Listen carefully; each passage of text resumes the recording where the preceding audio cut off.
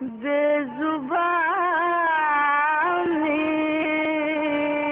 زبان نہ ہو جائے، بے زبانی زباں نہ ہو جائے، ملکہ پکراج۔ آپ بھی تھی۔ چیپٹر 3 میرے والد۔ میرا باپ پٹھان تھا۔ ماں اور باپ کے چال چلن میں زمین آسمان کا فرق تھا۔ ماں عبادت گزار، نماز روزے کی پابند، تہجد گزار، بیماری میں بھی چارپائی پر نماز ادا کرنے والی۔ دوسری طرف باپ بلا ناغہ شراب پینے والا، روزے کا مہینہ اور 40 دن محرم کے، کبھی شراب کو ہاتھ نہ لگاتا، باقی آندھی ہو یا طوفان کبھی ناغہ نہ کرتا۔ جوئے کا بادشاہ تھا، اتنا مشہور تھا کہ دور دور سے لوگ اسے لینے آتے۔ جموں سے بمبئی تک جوا کھیلنے والے اسے استاد کہتے۔ نام عبداللہ خان تھا، مگر کوئی نام سے نہ پکارتا، سب استاد ہی کہتے۔ اس کا یہی کاروبار تھا۔ اردو بازار میں ایک چھوٹا سا چوبارہ کرائے پر لے رکھا تھا، جسے سب استاد کی بیٹھک کہتے تھے۔ اس کی جموں میں 3-4 بیٹھکیں تھیں جہاں جوا کھیلا جاتا۔ جو جوا لگاتا، جیتنے والا استاد کے نام کے 4 آنے الگ رکھ دیتا۔ اسے نال کہتے تھے۔ اس میں کوئی بے ایمانی نہ کر سکتا، اگر کوئی کوشش کرتا تو ہارنے والا بتا دیتا۔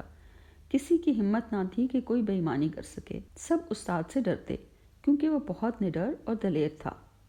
اگر دنگا فساد ہو تو 10 آدمیوں میں بھی وہ نہ گھبراتا۔ سر سے ٹکر مارنے میں بہت مشہور تھا۔ جسے ٹکر مارتا وہ بے ہوش ہو جاتا۔ قد لمبا نہیں تھا، مگر چوڑا، مضبوط، گٹھا ہوا جسم، سر کے بال ہمیشہ چھوٹے رکھتا۔ شام کو سب بیٹھکوں پر چکر لگاتا اور پیسے اکٹھے کرتا۔ سیدھا شراب کی دکان پر جاتا، 7-8 آنے کی بوتل خریدتا اور شراب پی کر بازار میں آ جاتا۔ گرمیوں میں اس کا لباس لٹھے کی تہمت، چھوٹی آستین کا شلوکا، پاؤں میں دیسی زری کی جوتی۔ نال کے پیسوں میں 58 54 52 روپے وہ سب اپنی تہمت کی ڈب میں اڑس لیتا۔ ہمیشہ ایک ہاتھ سے ڈب کو پکڑے رکھتا تاکہ وزن کی وجہ سے تہمت نہ کھلے۔ اس کی تہمت ہمیشہ زمین پر گھسٹتی رہتی۔ 15-20 بچے جلوس کی شکل میں پیچھے پیچھے ہوتے۔ ہر بچے کی زبان پر یہی فقرہ ہوتا، بابا پیسے دے۔ شراب پی کر میرے باپ کی زبان پر اونچی اونچی آواز میں یہ ہوتا، یا نبی وصی اللہ۔ ڈب میں ہاتھ ڈال کر جو کچھ ہاتھ آتا، کسی کو 58، کسی کو 52، کسی کو روپے، جو جس کی قسمت ہوتی دے دیتا۔ تمام پیسے بانٹ کر اپنے لیے صرف 4 آنے رکھ لیتا۔ کوئی فقیر یا بوڑھا جو مانگتا کبھی انکار نہ کرتا۔ 4 آنے مٹھی میں رکھ کر سو جاتا تاکہ صبح لسی وغیرہ کا بندوبست رہے۔ کئی دفعہ یہ سوچ کر کہ اب سو گیا ہے، میں نے مٹھی کھولنے کی کوشش کرنی، مگر مٹھی نہ کھلتی۔ ایک دن میں نے دانتوں سے کاٹ کاٹ کر ہاتھ زخمی کر دیا، مگر مٹھی نہ کھلی۔ کئی لوگ لاہور سے آتے اور والد کو ساتھ لے جاتے، اپنے خرچ پر قیمتی کپڑے سلواتے، اچھے ہوٹل میں ٹھہراتے، اسے امیر سیٹھ بنا کر جس امیر جوئے کے شوقین کو پھانسنا ہو اس سے ملاتے۔ 1-2 دن ہارتا، کبھی جیتتا، ہزاروں روپے کے داؤ لگاتا، اخیر میں ہزاروں روپے جیت لیتا۔ اس کو سولی اور دانے کا بادشاہ کہتے تھے۔ ہر روز 2-3 گھنٹے پریکٹس کرتا۔ سولی کوڑیوں کے ساتھ کھیلتے ہیں۔ اس نے انگوٹھے کے ساتھ کسی طرح جگہ بنائی تھی، جو داؤ مانگتا وہی پڑتا۔ پھینکتے وقت 2-4 کوڑیاں اگر چاہتا تو غائب کر لیتا، وہی داؤ پڑتا جو چاہے، جسے دانا کہتے۔ ہاتھی دانت کا، اوپر سیاہ نقطے ہوتے تھے۔ اسی طرح کے نجومیوں کے پاس بھی ہوتے ہیں، وہ بھی زمین پر پھینکتے ہیں، خدا معلوم اس کا کیا حساب ہوتا ہے۔ اس میں بھی لوگ استاد مانتے تھے۔ تیسری کھیل تھی تاش۔ تاش میں ناخنوں کے ساتھ کچھ نشان بناتا تھا، جس سے اسے پتہ چل جاتا کہ کس کے پاس کیا گیا ہے۔ اگر 6 آدمی بھی کھیل رہے ہوتے تو اسے ہر ایک کے پتوں کا علم ہوتا۔ جب چاہتا اپنی طرف اچھے پتے پھینک کر سب کچھ جیت لیتا۔ غرض جتنی قسم کے جوئے تھے سب کا ماسٹر تھا۔ جو لوگ اسے باہر لے جاتے پوری ایمانداری سے اپنا حصہ رکھ کر ان کو واپس کر دیتا۔ ہمیشہ یہی کوشش کرتا کہ والدہ سے صلح صفائی رہے، مگر والدہ کو سخت نفرت تھی۔ جب میری عمر 3 سال کی ہو گئی، والدہ کو مجبوراً صلح کرنی پڑی۔ گاؤں میں رہ کر نہ پڑھائی ہو سکتی تھی نہ لکھائی، جموں میں رہنے کا کوئی ذریعہ نہیں تھا، میری وجہ سے صلح ہو گئی۔ والدہ نے 8 روپے مہینے کا بہت بڑا 2 منزلہ مکان کرائے پر لے لیا۔ مکان کی نچلی منزل میں بہت بڑی ڈیوڑی، 5-6 کمرے، اوپر والی منزل میں 3 کمرے، بہت بڑا باورچی خانہ، 3 بڑے بڑے صحن۔ ہم صرف اوپر کے کمرے ہی استعمال کرتے۔ گرمیوں میں چارپائیاں نکالنے میں بہت آسانی تھی۔ میں، والدہ، خالہ جس نے نام رکھا تھا، اور پھپھو نکی جموں آ گئے۔ باقی سب گاؤں میں رہ گئے۔ والد نے 4-5 مہینے کا اکٹھا ہی خرچ ڈال دیا۔ اچھی طرح جانتا تھا کہ میرا کاروبار ایسا ہے جس کا کوئی بھروسہ نہیں، وقت پر پیسہ ہو یا نہ ہو قصاب کو پیشگی دے دیتا۔ میری سوتیلی ماں بھی تھی، عقل مند تھی، جانتی تھی کہ خاوند کا کیا کاروبار ہے، اس لیے ہمیشہ سال بھر کا سامان گھر کی ضروریات کا پورا کر لیتی۔ کوئی ایسی چیز نہ ہوتی جو گھر میں موجود نہ ہو۔ زیور، کپڑا، برتن، بستر، رضائیاں، گدے، ہر چیز سے گھر بھرا ہوا تھا۔ والدہ کے ساتھ کوئی میل ملاپ نہ تھا۔ میری ایک سوتیلی بہن تھی، مجھ سے 4-5 سال بڑی، نام اقبال تھا، مگر سب بالی پکارتے تھے۔ سوتیلی ماں بھی بہت نیک، نماز روزے کی پابند، پرہیزگار تھی۔ اچانک انتقال ہو گیا۔ نماز پڑھنے کے لیے وضو کرتے کرتے ہارٹ فیل ہو گیا۔ اس وقت ہارٹ فیل کا پتہ نہیں تھا، اس لیے تمام جموں میں مشہور ہو گیا کہ جن عاشق تھا، اس نے مار دیا ہے۔ بالی کی عمر 9 سال تھی۔ بالی کی ماں کا چھوٹا بھائی جو 2 سال کی عمر میں یتیم ہو گیا تھا، بالی کی ماں نے اسے بیٹوں کی طرح پالا۔ جوان ہوا، راج کا کام سکھایا، بہت اچھا کاریگر بن گیا، چھوٹی موٹی ٹھیکیداری کرنے لگا۔ والد نے جب دیکھا کہ بالی اکیلی رہ گئی ہے، یہ سوچ کر کہ نہ پاس رکھ سکتا ہوں نہ دیکھ بھال کر سکتا ہوں، اس لیے اگر اس کی شادی ہو جائے تو گھر میں عورت بھی آ جائے، بالی کی نگہداشت بھی ہو جائے گی اور ماں کی کمی بھی محسوس نہیں کرے گی۔ دلہن کے ماں باپ نے کہا، ہم شادی کرنے کو تیار ہیں، بشرطے کہ یہ مکان ہماری بیٹی کے نام لکھ دو۔ والد نے سوچا، ماما بالی کو بیٹی مانتا ہے، بہت پیار کرتا ہے، بہن نے بیٹوں کی طرح پالا ہے، کوئی حرج نہیں، مکان دلہن کے نام لکھ دیا۔ والد بیوی کی زندگی میں کبھی کبھار گھر آتا تھا۔ اس کا اصول تھا، کبھی شراب پی کر محلے میں نہ جاتا۔ محلے میں کسی نوجوان کی جرأت نہ ہوتی کہ کسی لڑکی کی طرف آنکھ اٹھا کر دیکھے۔ محلے میں جتنی بوڑھی، بے آسرا اور بیوہ عورتیں تھیں، ہر مہینے 6-7 روپے گھر جا کر دے آتا۔ اس وقت 10 آنے من گندم اور 10-12 روپے کنستر گھی کا آتا تھا۔ 6-7 روپے میں اچھا بھلا روٹی کپڑے کا گزارا ہو جاتا تھا۔ والد نے سامان سے بھرا ہوا گھر اس لیے لکھ دیا کہ جب بالی جوان ہوگی، ماموں شادی کرے گا، سب کچھ اپنے ہاتھ سے دے دے گا۔ مگر افسوس کہ ماما مامی بہت ہی ظالم نکلے۔ مامی کا تو خیر کوئی رشتہ نہ تھا، مگر سگا ماموں جس کی ماں کے اس پر اتنے احسان تھے، 2 سال کی عمر سے بچوں کی طرح پالا، وہ بھی بالی سے ایسا بے خبر ہو گیا کہ جیسے اس کا کوئی واسطہ ہی نہیں۔ والد سب کچھ دیکھتا تھا مگر مجبور تھا۔ 9 سال کی بچی کو کیسے اپنے پاس رکھتا، نہ ہی اس کو کچھ کہہ سکتا۔ کبھی کبھی گھر جاتا، بالی کو پیار کرتا، خرچ کرنے کے لیے پیسے دیتا۔ اس کے جاتے ہی مامی یہ کہہ کر اس سے لے لیتی کہ تم سے گم ہو جائیں گے، جب کچھ لینا ہوگا مجھ سے لے لینا۔ بالی بیچاری باپ کے ہوتے ہوئے بھی یتیم تھی۔ میں بھی والد کو کچھ نہیں سمجھتی تھی، نہ پیار نہ نفرت، بلکہ یہ احساس ہی نہیں تھا کہ وہ میرا باپ ہے، مجھے اس کی عزت کرنا چاہیے۔ ہمیشہ ماں سے برائیاں ہی سنی، حالانکہ جو اچھائیاں اس میں تھیں شاید ہی کسی اور میں ہوں۔ میں بچہ تھی، نہ سمجھ تھی، حقیقت کو سمجھنے کا شعور نہ تھا۔ جو کچھ بتایا گیا سچ سمجھا۔ ماں کو کبھی عزت لحاظ کرتے نہ دیکھا۔ وہ کافی پیار کرتا، میں کبھی اسے کچھ نہ سمجھتی، روب سے پیسے مانگتی، نہایت بدتمیزی سے پیش آتی۔ وہ نہایت خندہ پیشانی سے میری ہر خواہش پوری کرتا۔ اس کا ایک واقعہ ایسا ہے جسے یاد کر کے آج بھی سوچتی ہوں تو احساس ہوتا ہے کہ اس جتنا بلند اور عظیم انسان شاید ہی کوئی دنیا میں ہو۔ میں کتنی بدقسمت ہوں کہ ناسمجھی کی وجہ سے اس کی کوئی خدمت نہ کر سکی، نہ اسے کبھی باپ سمجھا۔ واقعہ اس طرح تھا کہ جموں میں سردی ہو یا گرمی، رات کو 8 بجے سے لے کر صبح 10 بجے تک بہت تیز ہوا چلتی، جسے جموں کے لوگ ٹیڈو کہتے تھے۔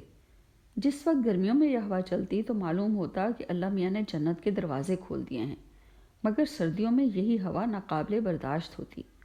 جموں کے ارد گرد برف کے پہاڑ تھے۔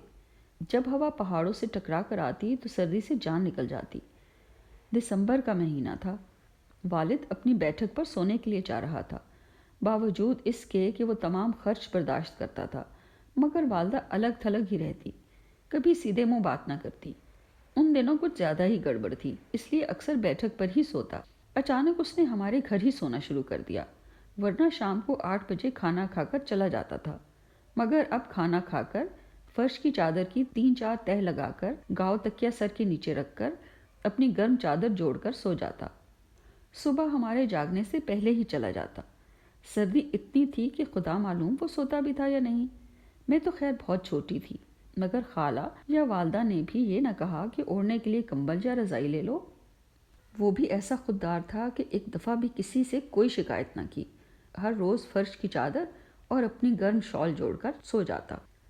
ان دنوں صوفے کرسیاں نہیں ہوتی تھی، امیر ہو یا غریب، ہر گھر میں زمین پر فرش ضروری تھا۔ غریب لوگ دری پر سفید چادر بچھا کر گاؤ تکیے رکھ لیتے، امیر لوگ دری پر قالین بچھا لیتے یا پورے کمرے جتنا لکڑی کا تخت پوش بنا کر اس پر فرش بچھا دیتے۔ ہر گھر میں یہ ضروری تھا، کیونکہ یہی کمرہ ڈرائنگ روم اور ڈائننگ روم کا کام دیتا۔ ہمارے گھر میں صرف دری پر چادر تھی، برف کی طرح ٹھنڈا فرش، مگر والد نے ایک دفعہ بھی کوئی گلہ نہیں کیا۔ والدہ اکثر خالہ سے کہتی کہ ضرور یہ بستر جوئے میں ہار گیا ہے۔ جلد ہی پتہ چل گیا اصل بات کیا تھی۔ سونے کے لیے جب بیٹھک پر جا رہا تھا تو تنور کی دکان پر کسی شخص کی عجیب آوازیں آ رہی تھیں۔ تنور والے 7-8 بجے روٹیاں لگانی ختم کر کے گھر چلے جاتے۔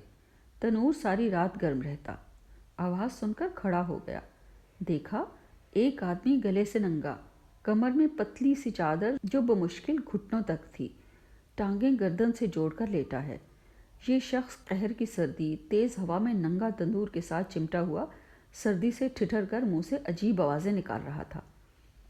والد سیدھا بیٹھک پر گیا اور اپنا پورا بستر لپیٹا، دکان پر آیا اور اسے دے دیا، خود صرف اپنی گرم شال میں رہا۔ ہو سکتا تھا کہ کوئی چیز اپنے لیے بھی رکھ لیتا، مگر ایک سرہانہ بھی نہ رکھا۔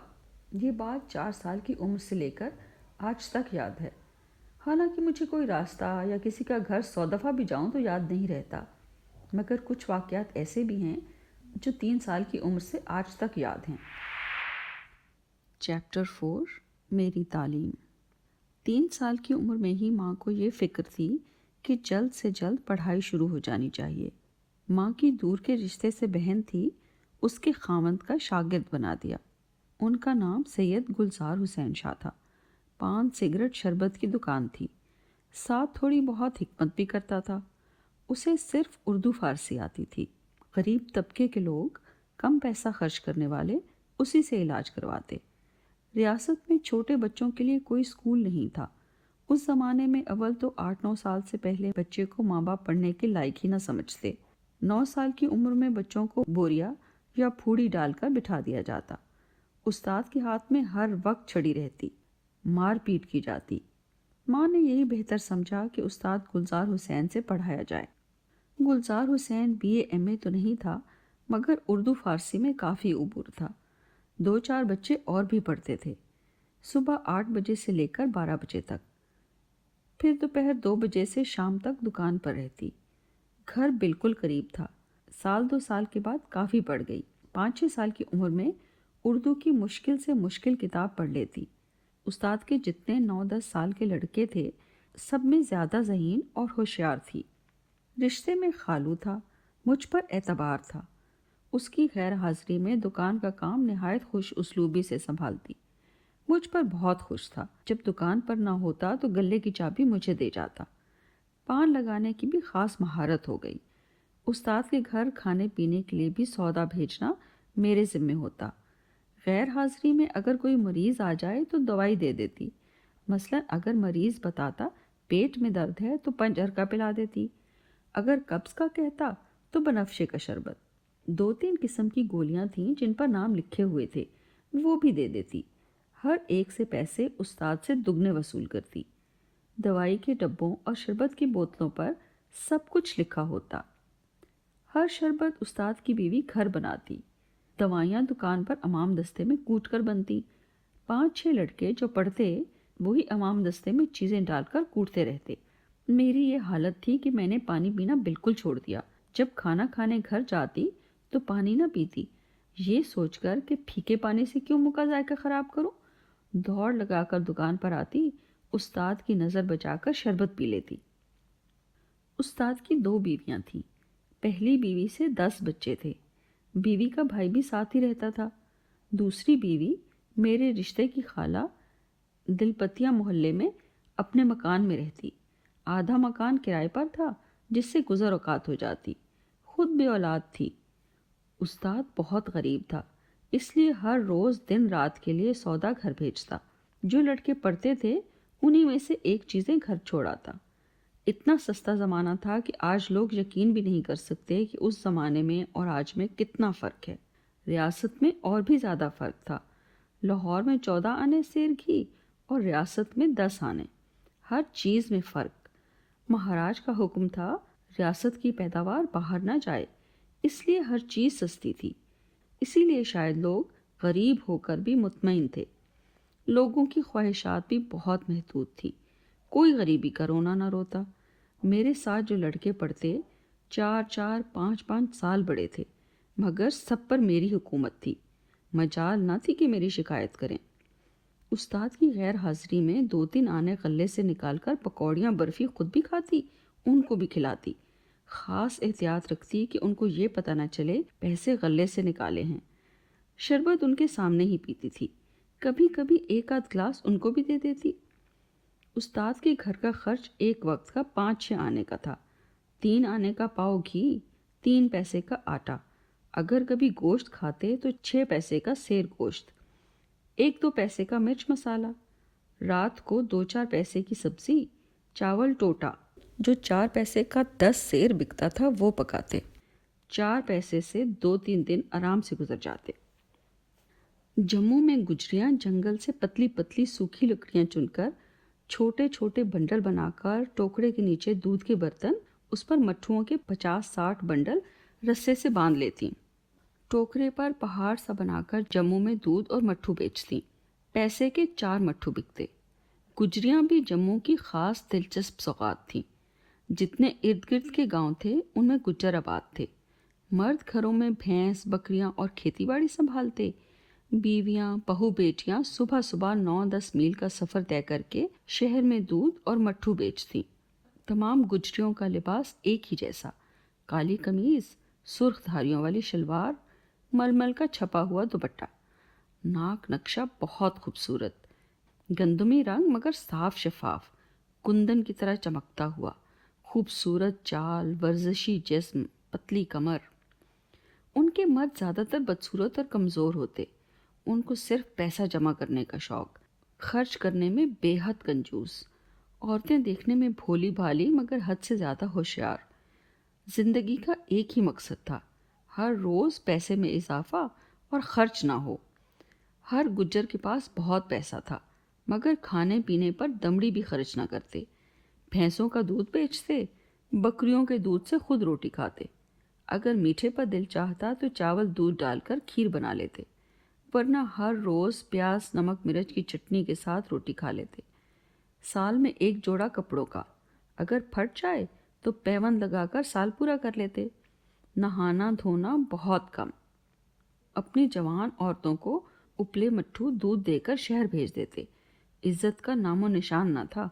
خواہ لوگ ہنسی مذاق کرے کوئی پرواہ نہ ہوتی، بلکہ وہ خود بھی ہنسی مذاق کر لیتی تھیں۔ چھوٹے چھوٹے تحفے، چوڑیاں، براندے، کانوں کی پیتل کی بالیاں، دنداسا بڑی خوشی سے قبول کر لیتی۔ کئی رنگیلے جوان انتظار میں رہتے کہ وہ آئیں اور دیدار کریں۔ یہ سب کچھ صرف ہنسی مذاق تک ہی رہتا، آگے کوئی بات نہ بڑھتی۔ اس معاملے میں بڑی پکی اور ہوشیار تھیں۔ پہاڑی گانے کا شعر واقعی ان پر بنا تھا۔ پاپی لوگ پہاڑ دے تے پتھر جنان دے چت، انگ ملاوا کدے کدی تے نین ملاوا نت۔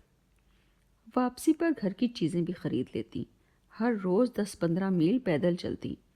استاد گھر کے لیے میٹھا اور دودھ انہی سے لے کر گھر بھیج دیتے، یہ بازار سے سستا بیچتی تھیں۔ باقی لہسن پیاز تو اتنا سستا تھا کہ 4 پیسے کا خریدو تو مہینہ بھر ختم نہ ہوتا۔ استاد کے گھر کا خرچ 10-12 آنے روز تھا، جس سے 13 آدمی پیٹ بھر کر کھانا کھاتے۔ مکان اپنا تھا جس کے ساتھ چھوٹا سا باغیچہ تھا۔ استاد سیوا سمتی میں یعنی خدمت خلق خدا میں بھی حصہ لیتا تھا۔ یہ ایک ادارہ تھا۔ اگر اسپتال میں کوئی لاوارث مریض مر جاتا تو سیوا سمتی والوں کی ذمہ داری تھی کہ دفنانے کا بندوبست کریں۔ اس میں 4 مسلمان اور 4 ہندو تھے۔ جب ہندو مرتا تو ہندو جاتے، اگر مسلمان ہو تو مسلمان جاتے۔ استاد نے ثواب سمجھ کر یہ ادارہ جوائن کیا تھا۔ جب کوئی مسلمان مرتا اور ان کو اطلاع ملتی تو یہ فوراً ہسپتال پہنچتے، مردہ ان کے حوالے کر دیا جاتا۔ ہسپتال والے 4 روپے تجہیز و تکفین کے لیے بھی دے دیتے، جو فی مردہ مقرر تھا۔ 6-7 گز کھتر خریدتے، مردے کو غسل دے کر قبرستان لے جاتے، گورکن کو 2-4 آنے دے کر قبر کھدواتے، اس میں دفن کر دیتے۔ مردے پر 1.5 روپے سے زیادہ خرچ نہ کرتے۔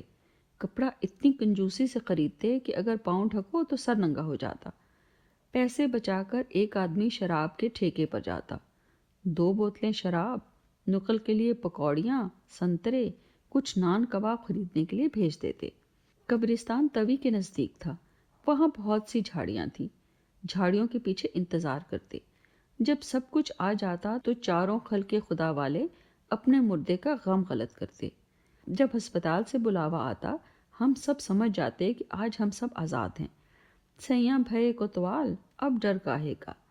اس وقت تو یہ سمجھ نہ تھی کہ وہ سارا دن غم غلط کرتے ہیں، مگر بعد میں سب حقیقت معلوم ہو گئی۔ اس دن میں خود دکان کو تالا لگا کر چابی ساتھ لے جاتی۔